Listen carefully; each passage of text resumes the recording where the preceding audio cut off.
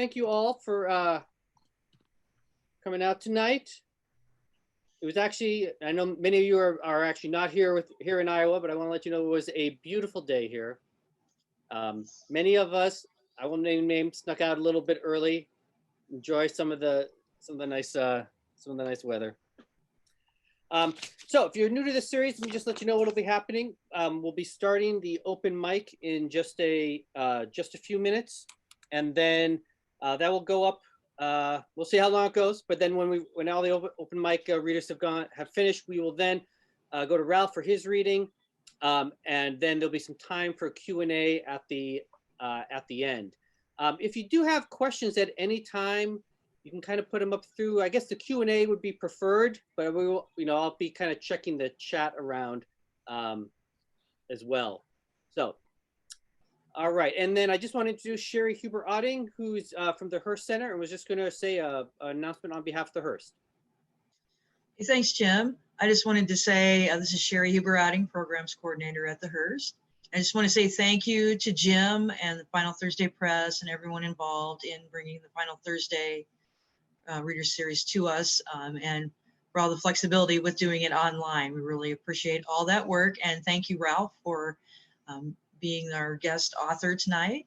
And the only other thing I got to say is early in January, we'll be sending out our winter brochure, so be sure to check out what will be happening in the winter time. And so that's all I've got. Thanks, everybody. Okay, great. Thanks, Sherry. And I should also just say that if you're interested in finding out about the spring, just put a link on the chat. If you're finding out about the spring schedule, which is I'm working on, but it's not in place yet, just you can follow the Final Thursday Press Facebook page. I'll have announcements on there coming up when I can make them. All right, so I'm gonna start. So I should explain. Last month I thought, oh, this is good. We're on Zoom. I'll try to do something that's a kind of little Zoom friendly. So I read a piece about that involves song lyrics, and I figured out a way to put together a playlist and play a few little clips. That all went very well. And then I uploaded it up to YouTube, and I had a clip from a Beatles song, and the YouTube robots came down on me hard. So I'm not going to do that again. But I did want to do something that makes sense being online. So what I'm going to do, I'm going to read a piece that's a mashup that I published a while ago. So should explain the way that it's set up. It takes Walt Whitman, when he wrote Leaves of Grass, when he was publishing the third edition of it, he wrote a whole promotional brochure that he that has very distinctive Whitman-esque language in it. So I combined some language from that with a brochure, mashed it up with thinking of it as if it was an update at the App Store. So this is called Leaves of Grass Update, and I will share my screen. I'll read some of it here. Leaves of Grass Update. Description. This poem may be described in short terms as the song of the sovereignty of oneself and the song of entire faith in all that nature is, universal and particular, and in all that belongs to a man, body and soul, now formatted for your smartphone. The book is a gospel of self-assertion and self-reliance for every American reader, which is the same as saying it is the gospel of democracy, which is the same as saying that this is the one app you will want to show off to your friends and colleagues. Available now at a special introductory price. Rated 17 plus for the following. The cry of indecency against Leaves of Grass amounts, when plainly stated, about to this. Other writers assume that the sexual relations are shameful in themselves and not to be put in poems, but our bard, walking right straight through all that, assumes that those very relations are the most beautiful and pure and divine of any, and in that way he celebrates them. What's new in version 3.0? New electrotype Boston edition. It is indeed universally pronounced here and in England, a perfect specimen of choice typography. Variety of custom cover skins, many embossed with decorative designs. More poems than ever. 178 poems, with 146 appearing for the first time in this update. Chance Democratic, Enfans Datum, Calamus. In response to user input, better navigation features, poems now placed in titled clusters. Strategy and gameplay has been brought to a whole new level in this latest version. Added new images, minor bug fixes. Customer reviews. We announce a great philosopher, perhaps a great poet, in every way an original man, by Henry Clapp. The intellectual attitude expressed in these leaves of grass is grand with the grandeur of independent strength and beautiful with the beauty of serene repose. It is the attitude of a proud, noble, vigorous life. I am not blind to the worth of the wonderful gift of Leaves of Grass, by Ralph Waldo Emerson, version 1.0. I find it the most extraordinary piece of wit and wisdom that America has yet contributed. I'm very happy in reading it, as great power makes us happy. Why even bother? I bought 2.0 and it's already out of date. WTF, Walt? All right, we're on Zoom. You cannot see that people are rolling on the floor in front of their computers now. All right. Okay, so we are going to move right into the open mic. I'm looking for Peter Sills, who I do not see here yet. I think I saw him here. I think Here? so. I did. I think so. I see a Peter Sokol. Let's see. Maybe not. Oh, name is all right. Okay. Oh, so how am I supposed to know that, Peter? Come on. All right, I'm gonna promote you to a panelist. Should be able to come be up on the stage with us here. All right, great. And then we will turn it over to you. Just need to unmute your mic and turn on your camera. What's up? What's going on? Hey, everybody. Yeah, my name is Allred. I'm using the account that I used. I was at a creative writing camp, working at a creative writing camp this summer. And so we had Zoom classes called All Rights. All right. Hey, everybody. So I'm going to quickly share. I'm afraid I got to run to work. I got my my time zones messed up, but let's see what we can do here. Here we go. All right. Can everyone see that? All right, so this is something I wrote when I graduated Grinnell. You know, just kind of had to write this to put an end to my time. I took a paragraph out, so it's the third paragraph is a little bit abrupt, but all right, I'm just gonna jump right in. If you knew me growing up, you might have known my life at home left me somewhat high-strung. Halfway through high school, my anxiety darkened, isolating me from my friends, consuming my world, and diminishing my sense of self. So I arrived at Grinnell exhausted and uneasy, but equipped with a little bit of that Brooklyn confidence, a blueprint for the good life from BSEC, and hoped that with a fresh start, I could eradicate my anxiety for good. Of course, I couldn't. But Grinnell, the people, spaces, traditions, rhythms, you came through for me so hard, were so clutch, so healthy. Something strange happened after that waitlist first semester. However hard I tried to remember the details of a lecture or a conversation, or to reanimate a joyous moment, everything would slip away, leaving me with a few scattered images. First semester flattened, then first year, second year evaporated, third. Would resuming real life collapse everything into a sweet but slippery dream? How could I say goodbye to Grinnell Peter so soon? I decided to reinvest in what I wrote and what I read. Ideas endure, so I collected what I could to live out later. But I'd like to appeal to collective memory too. I started a list of the moments when I felt I belonged here.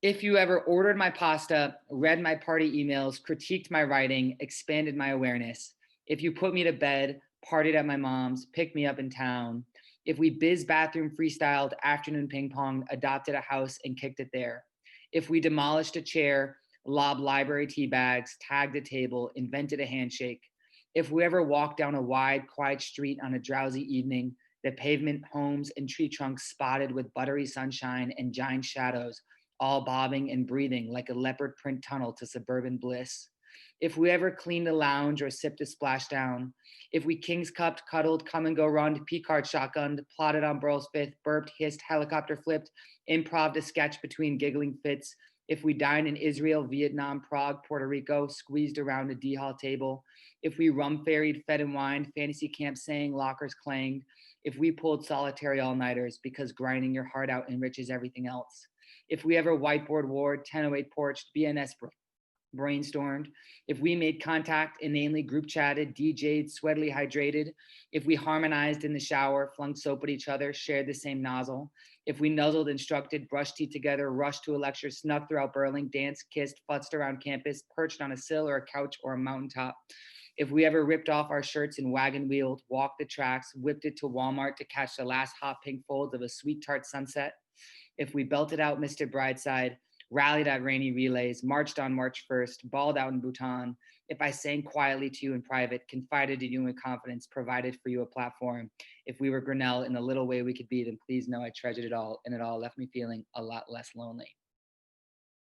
And underneath it all, underpinning certain moments, flowed this turbulent, sinuous undercurrent of emotional propulsion snaking back and forth between highs and lows throughout the day, a substance that, distilled into raw exhilaration, burning like Hawkeye or hours of speed reading on the weekends, would occasionally seep into an ordinary weeknight, blending and brewing in the pit of my stomach so that suddenly, as I marched from class to tennis to D-Hall to Burling to grill to noise to bed, I'd stop, look around, and let this odd and subtle sensation of fervorous industry mixed with joy's flourishing remind me that despite the day's dramas, I was so soaringly happy because I could still call this fleeting 8th Avenue afterlight spanning heaven and Iowa home. As for the vacancy of that swivelly green chair I adore, please consider letting it be next semester. I'll be back to student teach, which I've heard is exhausting, so seeing my cozy pet waiting for me from the Burling ramp would mean a lot. By the way, on perching, I never meant to annoy. It was always a cathartic counterbalance to dark lows previously mentioned. But my time to be a sketchy alum has come. To my fellow grieving graduates, I say be happy it happened at all. I, for one, was never entitled to even the smallest fraction of this sweeping stroke of luck. And if you've got time left, remember to always read with a highlighter, set new goals each semester, check for stray socks in the dryer, and as certain initiatives continue to sanitize school spirit, it's more urgent than ever to pester alums for lore, canonize campus emails, and to keep singing and dancing yourself silly, perched if possible. Work hard, spread love, GC Pride.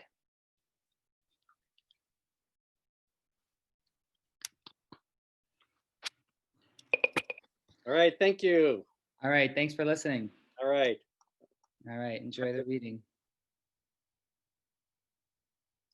Hang on, I'm gonna have to put you back in the audience. Thank you, Peter. No, you gotta get to work. Yep. All right, and then I'm gonna bring up Caroline Ledebauer.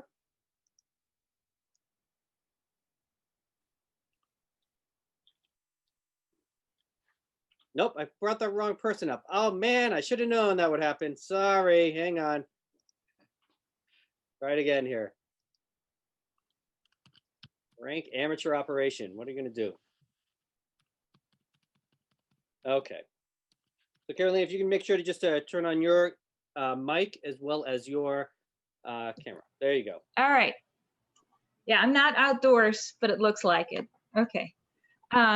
So I'm singing a song, so I don't, and it's going to be kind of like karaoke. So I have the music coming through the speaker behind me, and then I'll be singing along with it. And so my husband wrote the music. He gave me a line, and I tried to write the lyrics as best I could. So that's what this is. And if I'm screaming, I'm so sorry. So let me know if you can hear the music. This is How Do You Plead in the intro.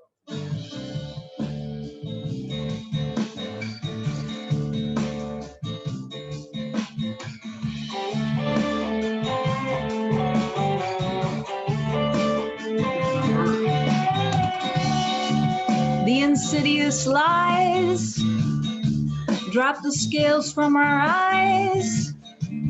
We can't let our minds falter.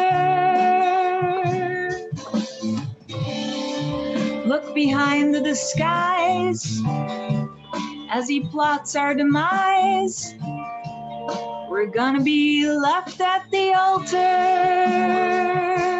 How do you plead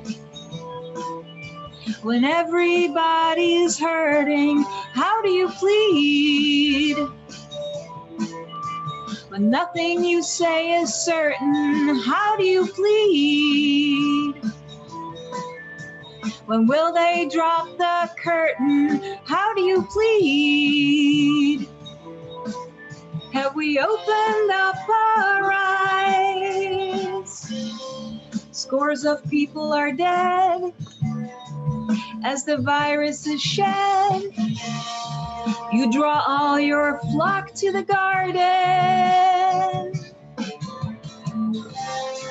When your ego is fed, will they see they're misled? And the loyalist cronies you pardon. How do you plead? When everybody's hurting, how do you plead? When nothing you say is certain, how do you plead? When will they drop the curtain? How do you plead? Will we open up our eyes? All of the seats are inclined. Can we just push the rewind? Seems like we're always behind. Or maybe we're blind, snow blind. Unalive, it's just humankind.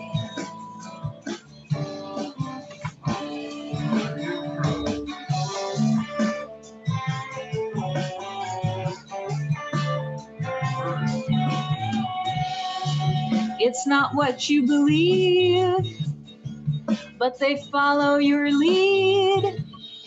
It's my skin color leaves me hoping. Someone cries he can't breathe, shot before she can speak. It's your hate that's pushed into the open. How do you plead? When everybody's hurting, how do you plead? When nothing you say is certain, how do you plead? When will they drop the curtain? How do you plead? When everybody's hurting.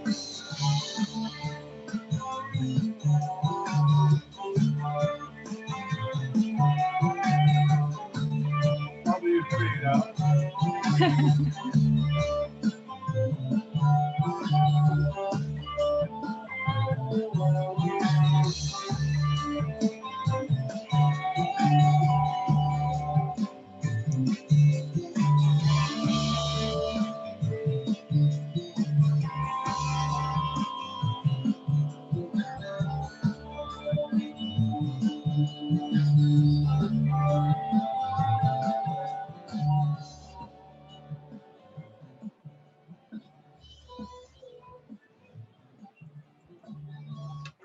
All right.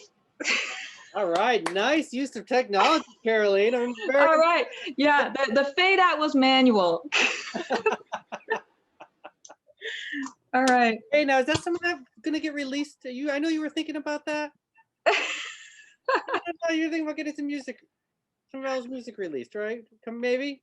Yeah, we're going to have a set of 7 songs that will just be from the summer through now. Okay. Yeah. All right. All right. Well, great. That was great. Thanks so much, Caroline. Thank you. Right. Let's see.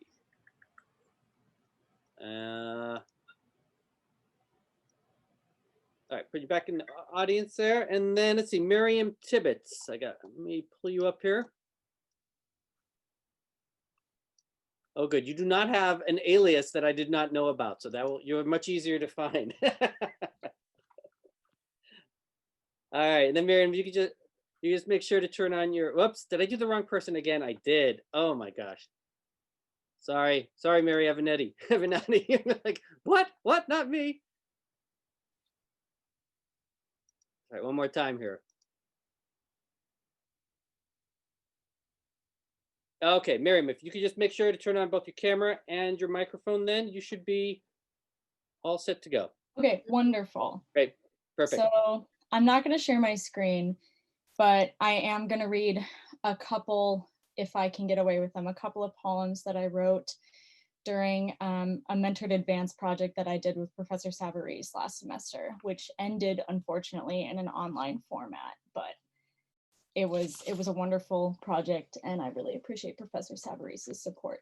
And you're back in an online format now, so it's like full circle. Yeah, full circle, full circle. So, okay, so here goes the first one, called Limit Switch.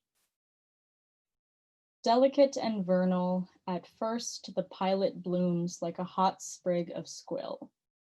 Only with the machinations of fingers and gas does it burst forward like a fried piece of corn and lap up metal and paper.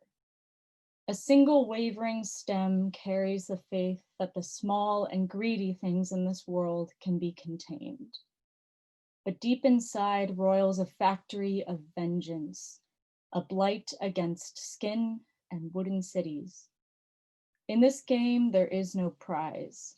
To ignite the stove is to coax the snake to snap up your hand with jaws of crackling propane. Oh, you so small and ant-like in your happy prison of ignorance, what blistering embers have you invented to keep us all from harm?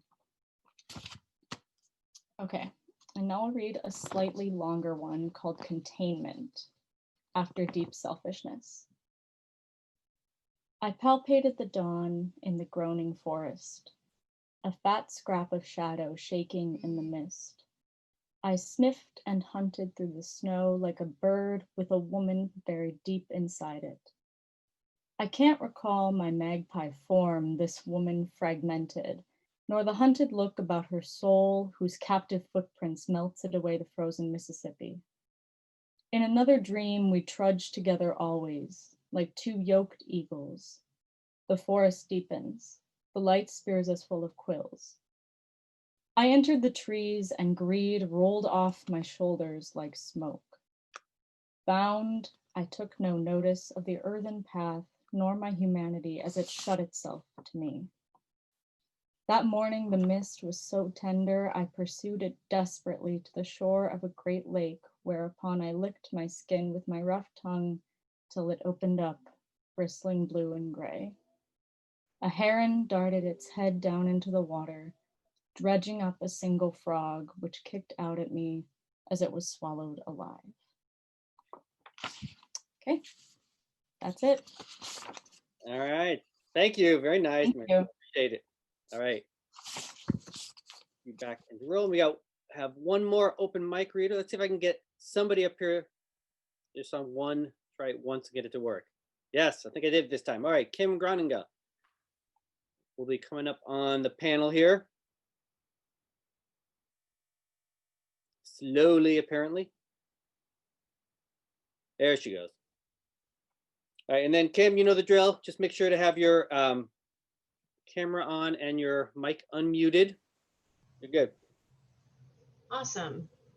Okay, hi guys. I would like to read something old and something new here this evening. And so I better get started if I'm gonna get them both in to my 5 minutes. The first thing I wanna read is actually something new. And I don't know, I think it's a prose poem. It might be a piece of micro nonfiction. I don't really know what to call it. And those sits kind of in that fine line. This is stopping by my childhood church on a Monday afternoon. Red doors puffed open like air, and I stepped inside. The floor creaked an exact pitch as familiar as the scent of lilacs or walnut trees. Standing on the shallow carpet of the unquiet floor, I felt myself with tiny arms slipping into a winter coat and weaving through belts and purses to find a sibling's hand. I lingered in the pocket of this first step, more settled than I know how to be now, and inflated my lungs like the biggest balloons. I followed the deep red carpet to the sanctuary, then to the pew on the right, about 5 rows back. The hymnals unchanged. I can still turn to the old rugged cross. I recall my siblings in a pastel praise band, how they got to sing into microphones. And every Easter, after walking up the hill to the cemetery at sunrise, one of the Messerly farm kids would sing, "I will rise again." I just stopped at the cemetery and picked a white cluster of flowers off a fence-lined tree and left it on my father's grave. I never planned to visit the church. Rising from my seat alone, save for the floor's squeal at each of my footfalls, I followed my memory to the front of the church, past the hymnal board with papers as brittle as candy, around a short corner, and into the basement. I swear I could see the bustle of Kool-Aid, tiny chairs, brown bags of roasted peanuts, shoeboxes full of remnants of crayons. Good News Club. I rested my hands on the counter I used to reach up to. My family stopped coming to this church when most of my siblings moved away. It was easy enough to cart a family of 4 into town for a bigger church experience, but not 9. A little later, my father was diagnosed with cancer and died. So it knocked me in the chest when I began to leave and found my father's name on a memorial plaque, row 5, right at the bottom. I reached my fingers and traced the letters, and my eyes lost focus and let go of tears I knew I would find as soon as the floor creaked its first greeting. Then I turned to go, and I know it's too much, but the big red doors blew back open. I smiled and leaned, ready to announce myself lest I startle someone. But there was no one. And I walked across the floor and left. This time I pressed the door shut and stepped into the gravel parking lot big enough for 7 cars. The Case's yellow house across the street clanged a deep, rich wind chime from its porch. And 2 yards away, a sweet rumble grew and faded in loops as a lawnmower drove ripples around a house. So that was the new thing that I wanted to read. And the old thing that I wanted to read, so you know how Facebook tells us our memories, and sometimes they're startling, the things we are reminded of, or at how old we are because of how long ago they were. But I was recently reminded by Facebook that my collection of poems, Other Things That Grow, came out 10 years ago from Final Thursday Press. And so I thought it would be fitting in celebration of 10 years. I mean, and I have mixed emotions about that. On one hand, I'm like, what in the heck have I been doing? And on the other hand, as I read through this after all this time, I don't hate these. And that's like, wow, that's so awesome. It was scary to pop it open and go, what did I write? So I just want to share a poem from this collection. This is called On Belay for the Sun. And if you've ever rock climbed, then you know what that term means. It's the person who stands at the bottom and they're hooked to the person that's actually climbing the rope up through a pulley system, and they're like kind of the anchor. So this was me imagining that I was that anchor person for the sun as it rose in the mornings. I plant my soles into our spinning gravity, an anchor at the apex with ropes attached at her rays. Each in-breath a pull, a tightening of the slack, partnering the sun to her peak. She scales the face of alpine and lake, of crevice and cloud and rock and ruin. She dries the dew from her steps and casts a slow reveal of light on land. The crescent moon repels evenly into his own glowing dark. Halfway they meet, hang in 3-point holds, exchange altitude-altered accords and notes about surface warmth and wind. Then, arc by arc, her circle swells over the crest. She sees my child still sleeping. She smiles at my ropes, my small hands. Thank you.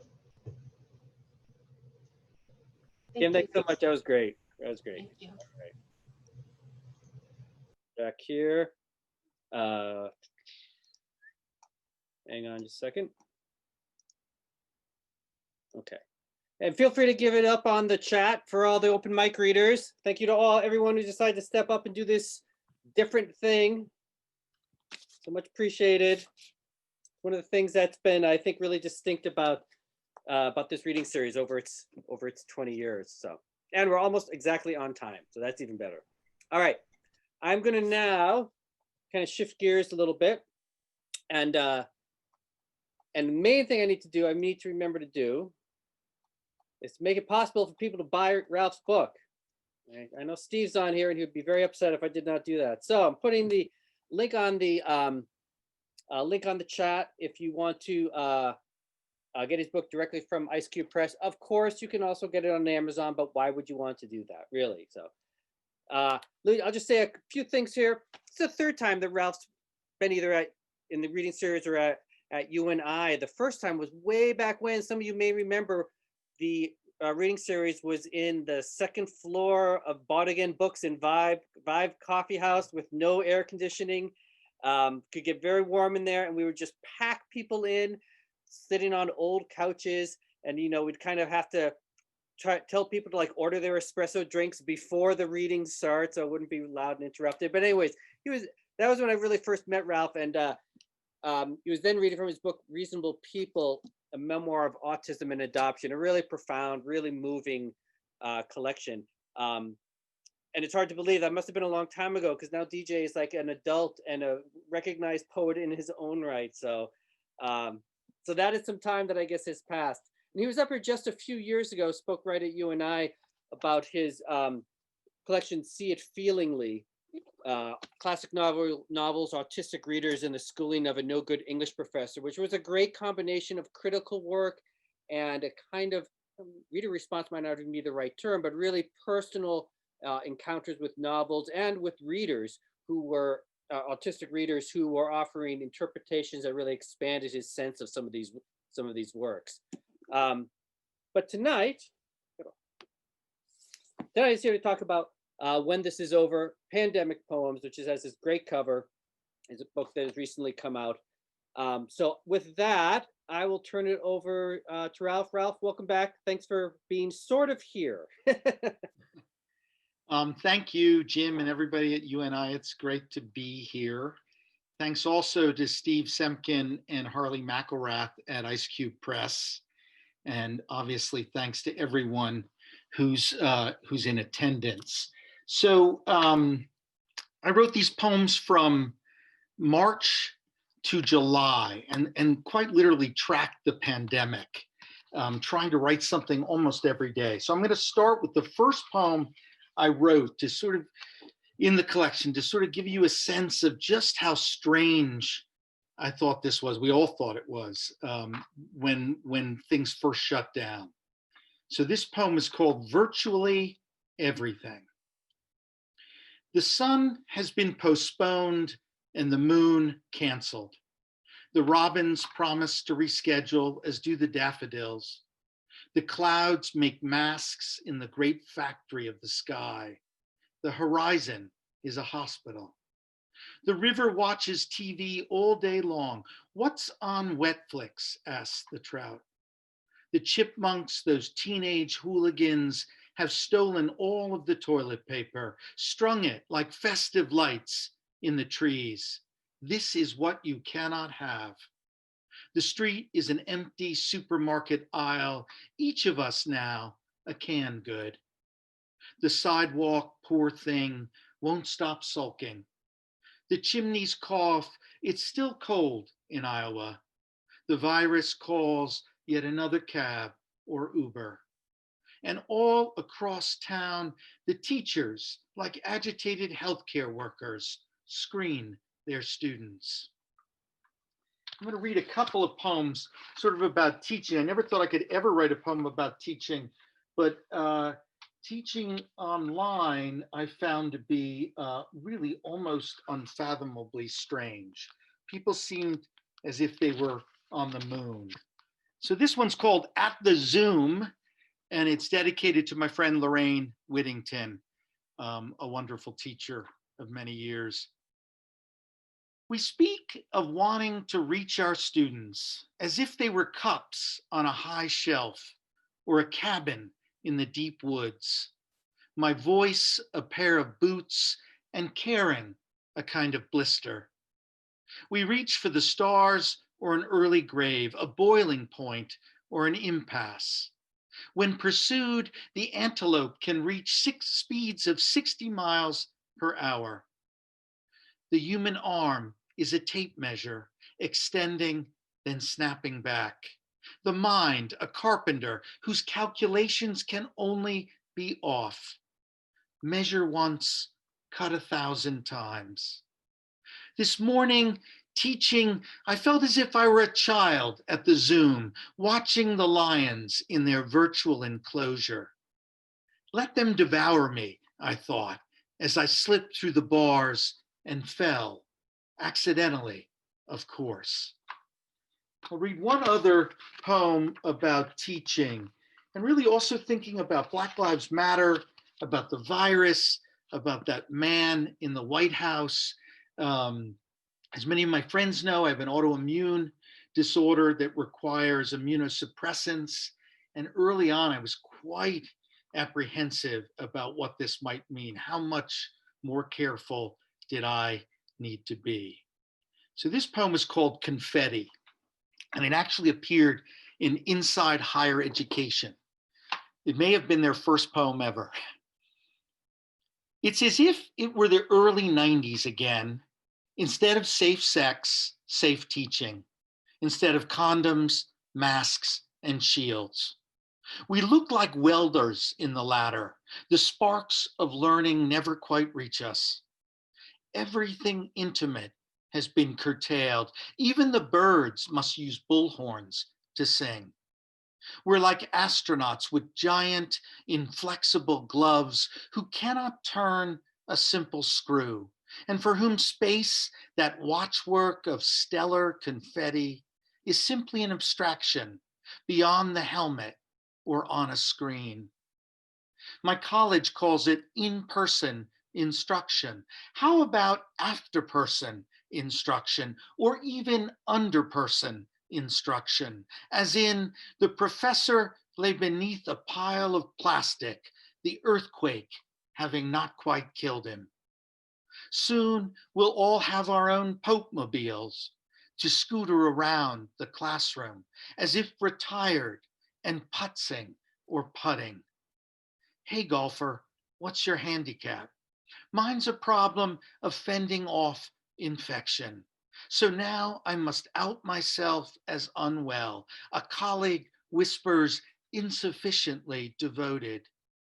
The big ask, as the development people like to say, is upon us with a tank tread.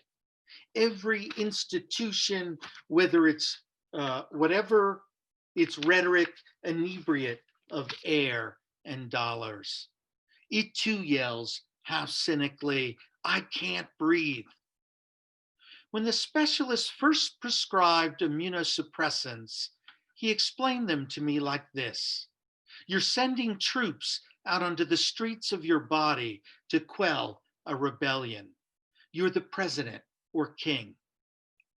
The guy was clearly showing off. He saw on my chart that I teach literature. I'm not Trump, I want to scream, but I am. These drugs, in the language of spies, leave me compromised. So does this teaching. So does this wrinkled white skin.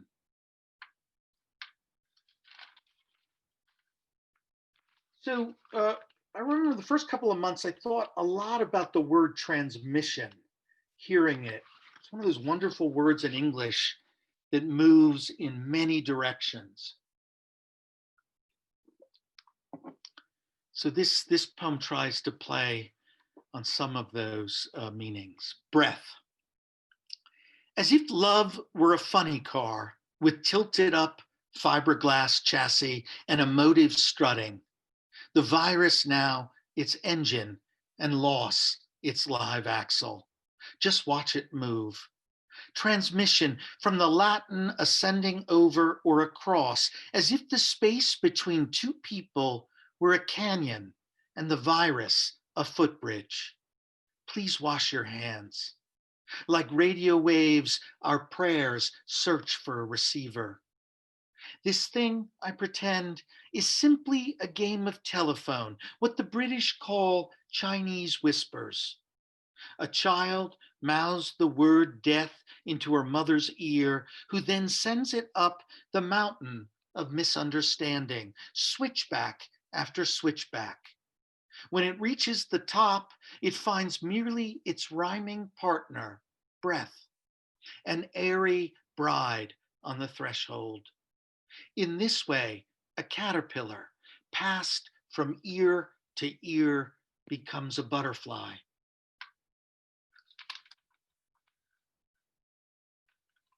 So I learned pretty early on that the material we use to wrap houses, Tyvek, is also the material that healthcare workers were using as for their personal protective equipment. And I thought that was really a kind of stunning thing. We wrap our houses in personal protective equipment.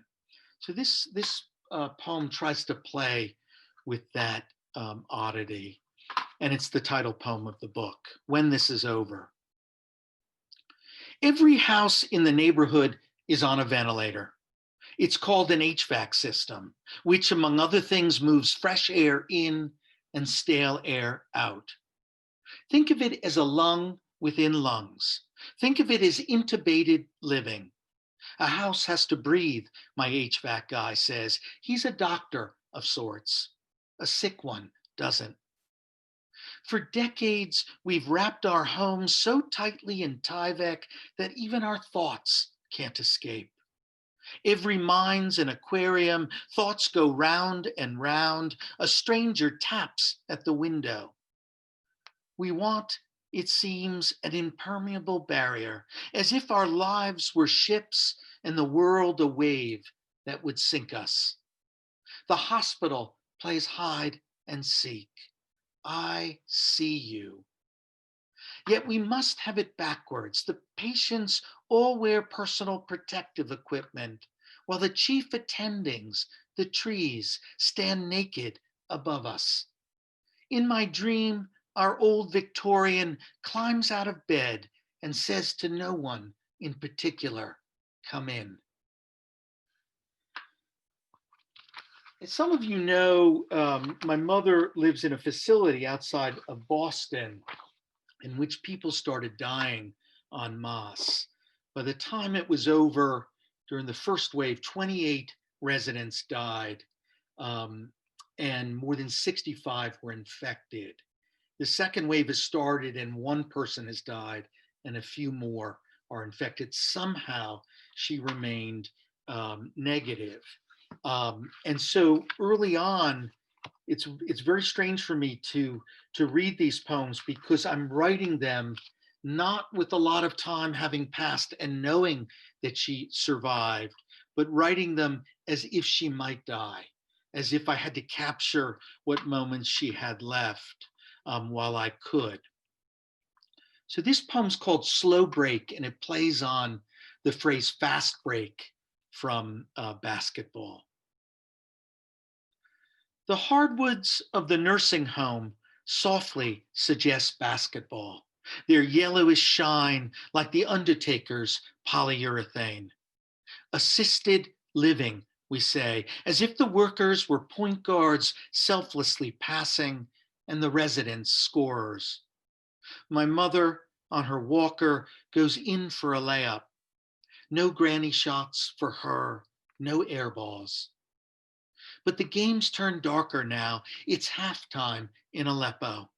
The referee wears a hazmat suit. He can't keep up with the players. One runs screaming from the court. Another mumbles to the dead, who are much more obedient, arranging themselves like firewood. like ready meals in the freezer. 220 miles above the Earth, an astronaut clings to a robotic arm, collecting space trash, delivering pills to the stars. When I dial, an orbiting spider sends out cellular filaments, a sonic thread connecting us. I'm coming to get you, I say. The referee calls traveling.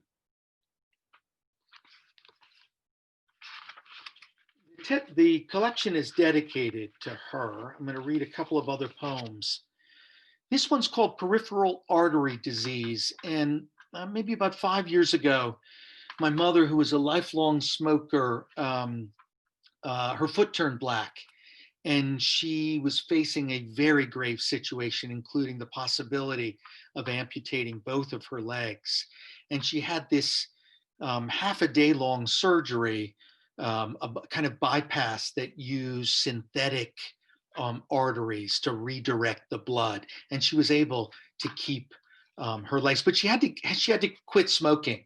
And all my life as a kid, I tried to get her to quit smoking, and she would never do it. And it was the primary way she would relax. She was quite a smoker. There's a reference in this poem to the movie The Graduate, and those who have seen the movie will remember Mr. McGuire recommending to young Benjamin Braddock that he invest in plastics. So this is called Peripheral Artery Disease.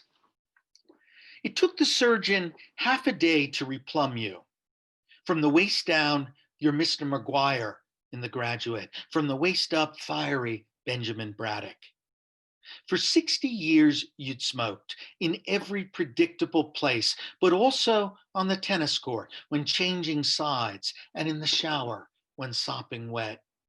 Upright, that little cancer stick was a lighthouse for your nerves. You had packs of them along the coast. And then one day, the repo man showed up to take your legs. Life, let us now admit, is a predatory loan. A foot turned black to warn you. A phantom tow truck waited in your dreams. The shrubs, having just been pruned, whispered no to amputation. The surgeon wouldn't operate unless you quit. What Tupperware tubes? Having bypassed death, they now bypass life. A coronavirus quarantine, a high-end nursing home. How else to describe it? 23 dead and counting. Remember when I flushed those cartons down the toilet? To say that you were angry is to call an alligator kind. Just 10, I feared being left with that legal goon who once knocked your front teeth out. His brief was always anger. You survived because survival was your only goal. This morning, I can still see the water rising in that bowl. The cigarettes looked like Lincoln logs in a flood, or like a sawmill at the end of the world. Early on, doctors realized, or came to realize, that smoking actually offered some protection from the virus. It was harder for the virus to infect a lung if you were a smoker. Ironically, though, if you were a smoker and the virus prevailed, you would die much more quickly. Here's another poem about my mother called Peak Despair. And I really regretted not being able to afford her coping mechanisms. And people, she had her blinds drawn because they set a temporary morgue up in the parking lot. She was hearing people screaming and crying and sirens. I mean, it really was barbaric. I mean, very significant trauma. And, you know, she had neither cigarettes nor alcohol. She was just supposed to stay in her room and somehow keep the TV volume on high. So this poem is called Peak Despair. And while this is going on, I'm teaching online and sometimes getting calls in the middle of classes where she's really distressed. Smoking, it turns out, has other advantages as well, fending off what scientists, sounding like theologians, call acute mountain sickness. Where are you, Thomas Merton, when we need you? As it climbs, the unblemished lung searches for inspired air ever more frantically, its muse so thin it cannot see her, an anorexic ghost in the blood. The headache comes like mall on maple. In contrast, the tar-filled lung subsists on much less oxygen.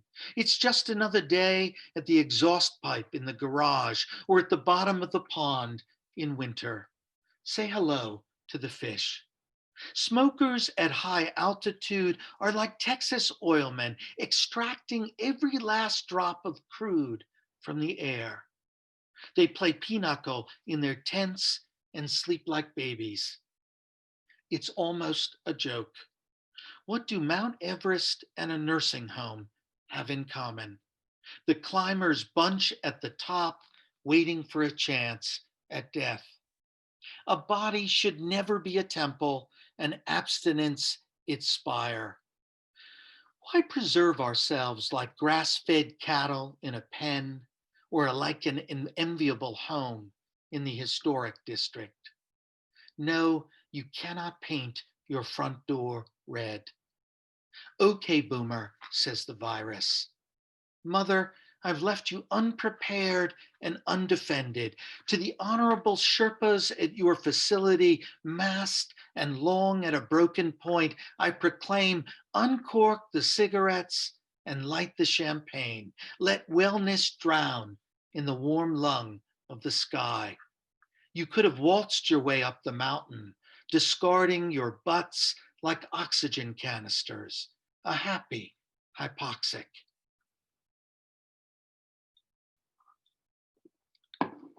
I'm going to read one last one about my mother. I know that these are intense, but they are so much a part of this pandemic.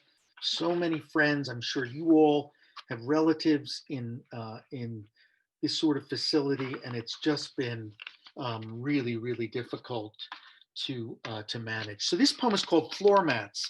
I was on the phone with my mother, and in walked the second in command at this facility who wanted my mother to re-up, and they were offering a discount. Floor mats. Mother, you survived. Hooray. I know. I have the verb tense wrong. Present continuous. You're surviving and might not make it in the end. The first wave hit the ship and nearly sank it. The second wave, if it comes, who knows? The virus can't be anything but rogue. Your defensive misanthropy spared you. Like a platypus, you preferred to be alone.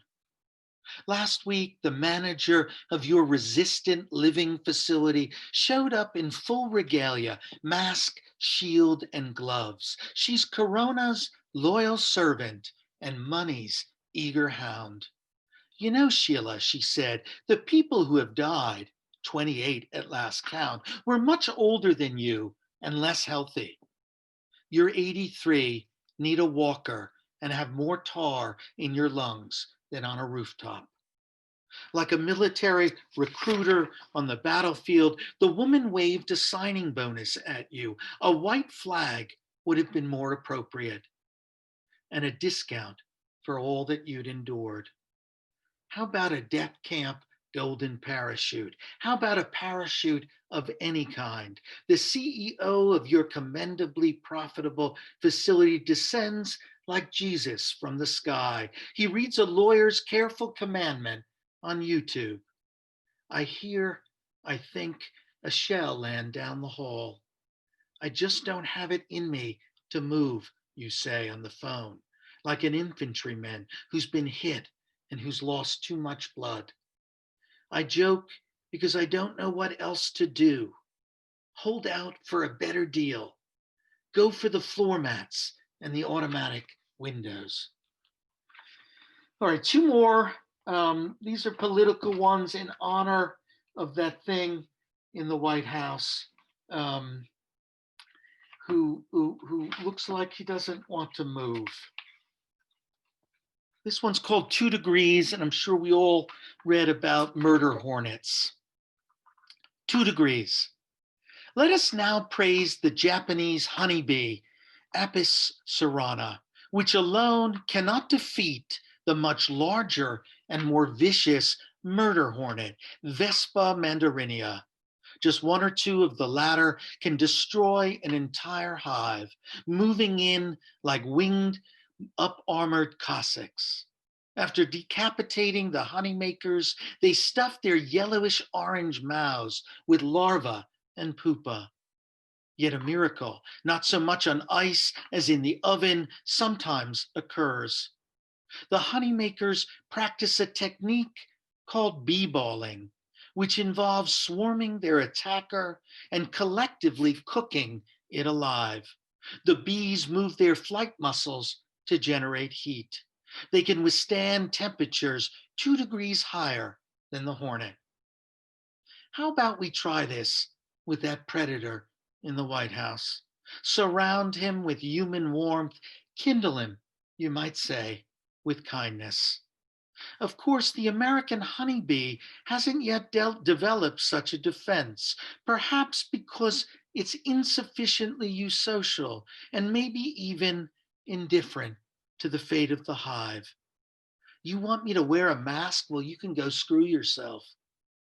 As the seas rise and infection marauds the planet, can you not hear the soft buzzing of wings, the earth bawling to save itself? And the last poem is called Dante, I Need Your Help. And lovers of the Inferno will recall that Dante placed Satan in the lowest circle, but in a frozen landscape. And he's half immured in ice. And the more he flaps his wings, the more the cold air he generates traps him. Dante, I need your help. And when he arrives in hell, there will be no people, just facts, a wall of them, like the guards at Buckingham Palace, fixed, unblinking, imperturbable, or 2 walls, like the gauntlet at a coliseum when the gladiators are introduced, the lions nibbling on their legs. Truth, after all, is hungry. Or a wedding when the happy couple leaves the church and the rice suddenly becomes rock. Truth demands a stoning. Or the long tunnel of a frozen hospital when Satan, after weeks on a ventilator, is at last released, his wheelchair stuck in the ice. The facts with their little white coats line the corridor. Truth has no need for antibodies. He will be like a child with a million tops, none of which he can get to spin. There will be applause of sorts, joy, and memory will be the mask he must always wear. Thank you very much. I'm happy to take your questions. Wow, thanks, Ralph. That is such powerful stuff. And I know you said you wrote it a while ago. It sounded like it could have been written this week, like this week, literally. It's funny that you say this, Jim, because I, honest to God, wrote it months before the Orange Man was himself infected. And I remember posting it on Facebook, and some people were just baffled. But I thought to myself, of course he's going to get it. I mean, the way these folks were operating, of course they were going to get it. Yeah, wow. Okay, so I know we're at about an hour, and I don't want to keep people too long because I know it is Zoom attention spans are harder. But I would like to just leave time if anyone had any questions you'd like to ask, either in the chat or if you want to come up on the platform and answer here.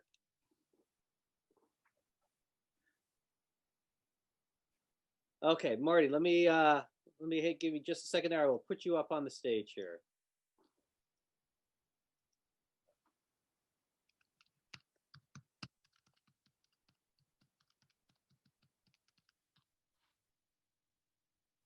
We need picture and sound, Marty.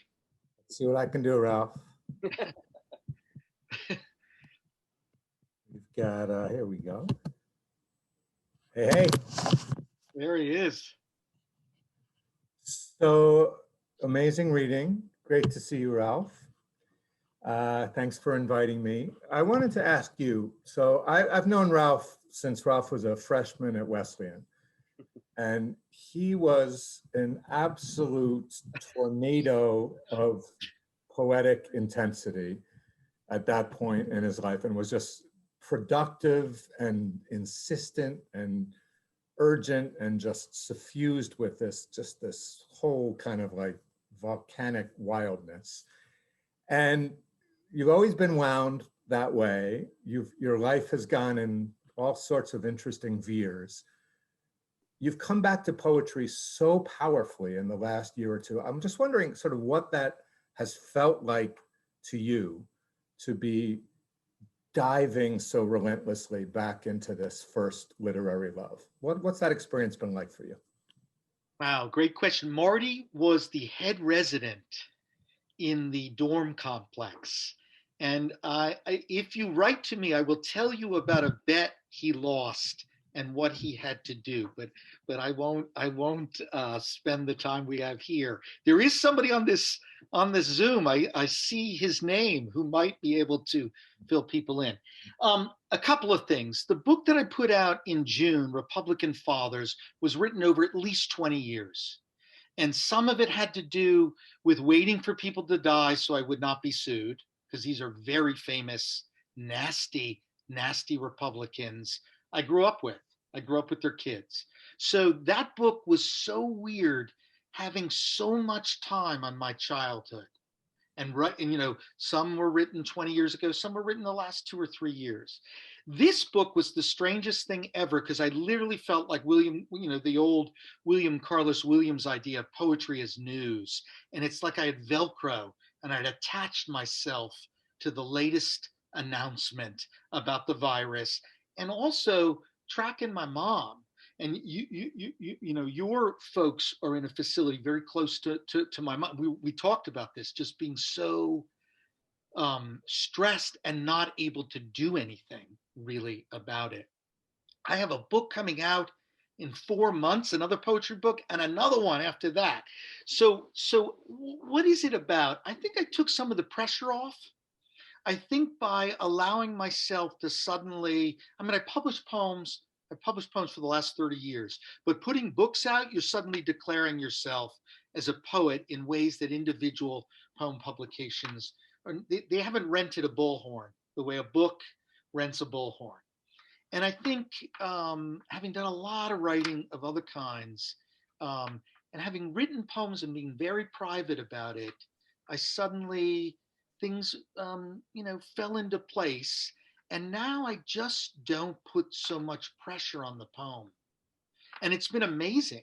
It's been absolutely amazing. This book that I wrote with Steve Kusistow, modeled on Marvin Bell and William Stafford's 1983 book, Segways, where he wrote a poem and then I reply and then he replies.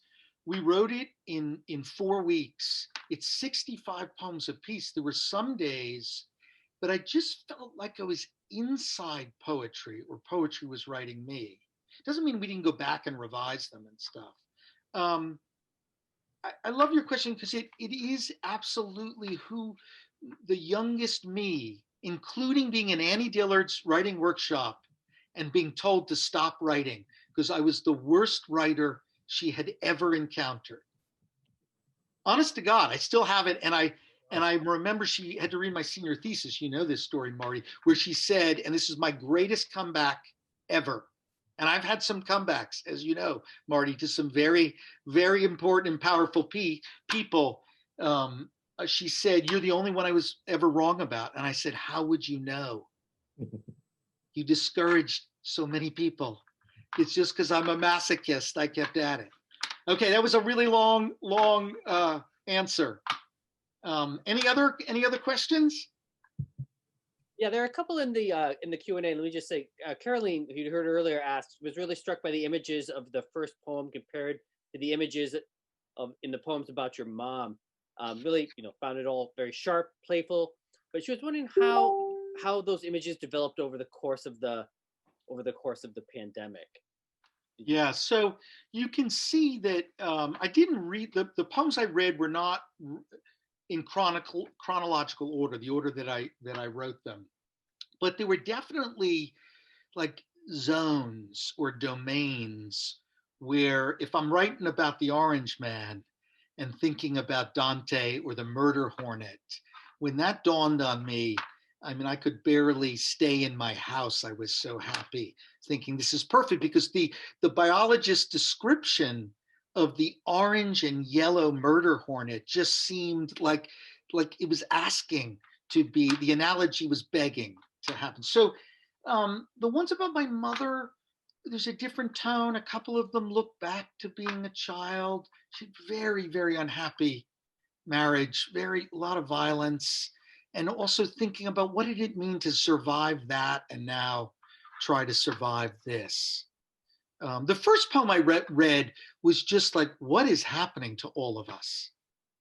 You know, what do you mean we're going to Zoom for teaching? Like, it was just that.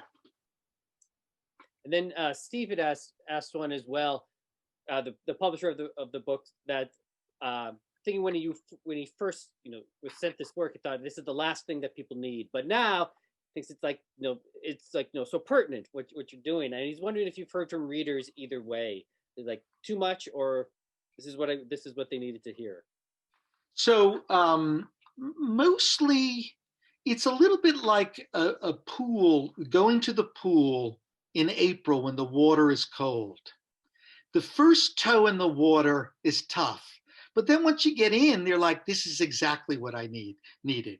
Because I think a lot of folks have been asked to bear their sorrows in a kind of, and we've got a leader who is in no way devoted any energy to the project of national mourning, or praised the heroic work of healthcare workers and teachers and all of these people. So I've gotten a fair amount of feedback that surprised me. On the other hand, my mother does not want to read the book. She's got it. She's read the dedication, but she keeps it on her nightstand.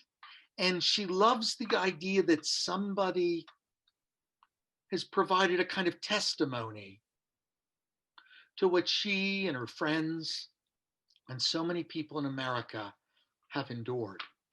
Some really serious trauma. Yeah, absolutely. Well, hey, Ralph, I want to just say one thing, or I guess post one thing. So, though he complains about Zoom a lot, he's willing to do more of it. So Ralph and I are going to be doing a joint reading on December 10th. I've just put a link there if you'd like to, the same kind of format as this, if you'd like to sign up for that. And that'll be so Jim, you will not brag about yourself. Jim has written this terrific book called The Last Caucus in Iowa. And this year, my wife and I are giving out Christmas presents. They're books written by Iowans, and Jim's is one of them. Okay. Anybody who's ever had a question about this crazy thing we call a caucus, this book plus this peculiar caucus where things went wrong, it's a terrific book. So he's going to read from that, and I'm going to read from some poems that I didn't read tonight from the pandemic book, and some new ones from the book that'll come out in 2021. Okay. Yes. Well, we're both looking forward to it. So, hey, I want to thank everyone for coming out tonight. They're at this particular point in time. Everything's a little bit harder, but it seems when it works, it seems to matter a little bit more. That's how I really feel. Yeah. So anyways, Ralph, it's been great to see you. Thank you everyone for showing up. Yes, thank you for coming, everyone. I really appreciate it. Have a good night. All right. Take care.